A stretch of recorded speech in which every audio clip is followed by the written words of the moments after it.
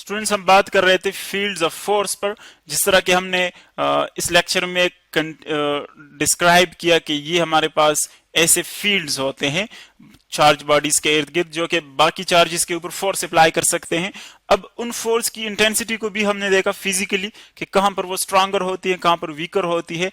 जहां पर देखें ये लाइंस एक दूसरे के करीब हो, हम इनको रिपीट कर लेते हैं। ये फॉर एग्जांपल चार्ज बॉडीज के लाइंस है, लाइंस ऑफ फोर्स, यानी जो फील्ड हम लाइंस की मदद से ड्रा करते हैं।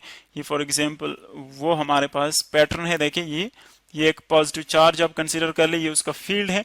तो जहां पर ये फील्ड्स एक दूसरे के बहुत करीब हो वहां पर इसकी जो इंटेंसिटी होगी, फील्ड की जो इंटेंसिटी होगी वो स्ट्रांगर होगी। यानी अगर स्पेसिंग इन जो लाइंस के दरमियान जो स्पेसिंग है अगर वो स्मॉल है, लाइंस एक दूसरे के बहुत क्लोज है, सो फील्ड जो है वो क्या होगा, वो स्ट्रांगर होगा। यानी वहां पर इंटेंसिटी जो है वो ज्यादा होगी, ज्यादा फोर्स एक्सर्ट होगा।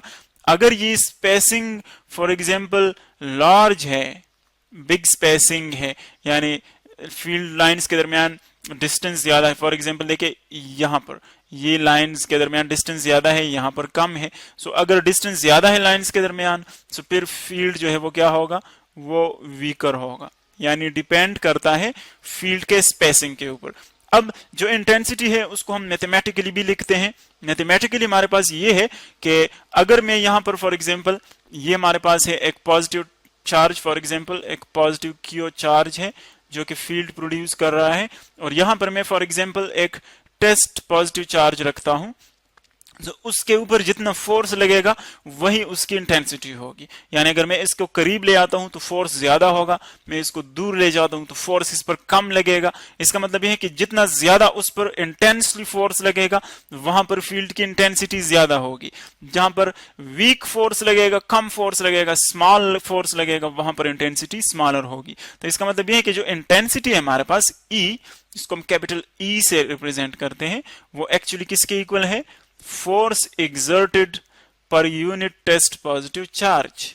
यानी एक टेस्ट पॉजिटिव चार्ज के ऊपर जितना फोर्स लगता है उसको हम क्या कहते हैं, इलेक्ट्रिक फील्ड इंटेंसिटी। क्योंकि फोर्स जो है वो एक वेक्टर क्वांटिटी है और ये चार्ज बॉडी उसी डायरेक्शन में मूव करेगी जिस डायरेक्शन में फोर्स लगेगा, तो इसीलिए जो इलेक्ट्रिक फील्ड इंटेंसिटी है वो भी हमारे पास क्या है, एक वेक्टर क्वांटिटी है। तो इसका मतलब ये है कि जो इलेक्ट्रिक फील्ड इंटेंसिटी है हमारे पास, चूंकि वो फोर्स पर यूनिट चार्ज है, तो इसीलिए इसकी जो यूनिट है वो हम यहां पर लिख सकते हैं।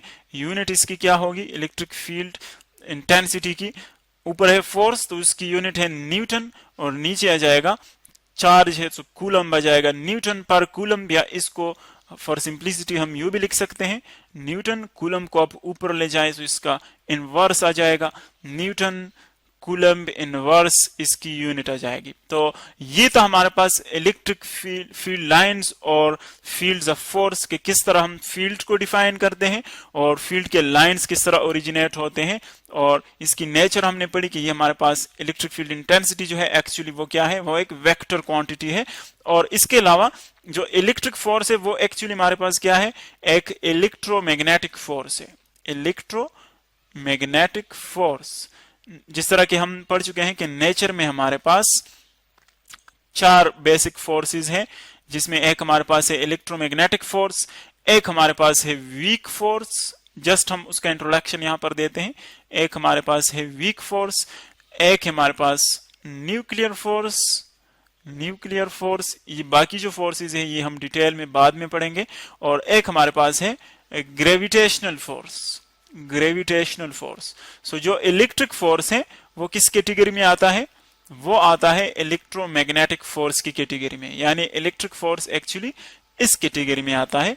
इलेक्ट्रोमैग्नेटिक फोर्स हम इसको क्यों कहते हैं, दोनों एक्चुअली इनके जो ये एक ही साइड के दो डिफरेंट एस्पेक्ट्स हैं, एक ही ओरिजिन के दो डिफरेंट एस्पेक्ट्स हैं। ये हम इलेक्ट्रोमैग्नेटिक इंडक्शन में भी पढ़ चुके हैं कि एक्चुअली अगर आपके पास फॉर एग्जांपल एक चेंजिंग इलेक्ट्रिक फील्ड है, चेंजिंग इलेक्ट्रिक फील्ड यानी इलेक्ट्रिक फील्ड जो है वो चेंज हो रहा है, या electric current for example change हो रहा है, सो उसमें हम क्या प्रोड्यूस कर सकते हैं, उससे हम मैग्नेटिक फील्ड प्रोड्यूस कर सकते हैं। इसी तरह अगर हमारे पास एक चेंजिंग मैग्नेटिक फील्ड है, चेंजिंग मैग्नेटिक फील्ड, उसको हम सिंपली बी से रिप्रेजेंट करते हैं। सो जब मैग्नेटिक फील्ड चेंज होता है तो वो प्रोड्यूस करता है इलेक्ट्रिक फील्ड, यानी मैग्नेटिक फील्ड की चेंज करने से हम इलेक्ट्रिक करंट प्रोड्यूस कर सकते हैं, इलेक्ट्रिक प्रॉपर्टीज प्रोड्यूस कर सकते हैं। इलेक्ट्रिक फील्ड को चेंज करने से, इलेक्ट्रिक करंट को चेंज करने से हम मैग्नेटिक कैरेक्टरिस्टिक्स हम प्रोड्यूस कर सकते हैं, जिसका मतलब ये कि ये दोनों एक दूसरे के साथ स्ट्रांगली लिंक्ड हैं। इन दोनों का आपस में एक स्ट्रांग, एक फंडामेंटल, एक नेचुरल रिलेशनशिप है। एक दूसरे के बगैर ये दोनों नहीं रह सकते, यानी एक दूसरे को प्रोड्यूस करता है, दूसरा पहले को प्रोड्यूस करता है, तो इसीलिए इनको हम एक ही नेचर में रखते हैं, एक ही कैटेगरी में, और वो हमारे पास है इलेक्ट्रोमैग्नेटिक फोर्स। सो जो इलेक्ट्रिक फोर्स है, इलेक्ट्रिक फोर्स वो भी एक्चुअली क्या है, इलेक्ट्रोमैग्नेटिक फोर्स है, इलेक्ट्रोमैग्नेटिक फोर्स। इसके बाद जो मैग्नेटिक पार्ट इसका आता है वो हम लास्ट चैप्टर्स में डिस्कस करेंगे। सो यहां पर हमारे पास जो डिस्कशन था वो था फील्ड्स ऑफ फोर्स के बारे में, जो कि हमने डिटेल के साथ पढ़ा।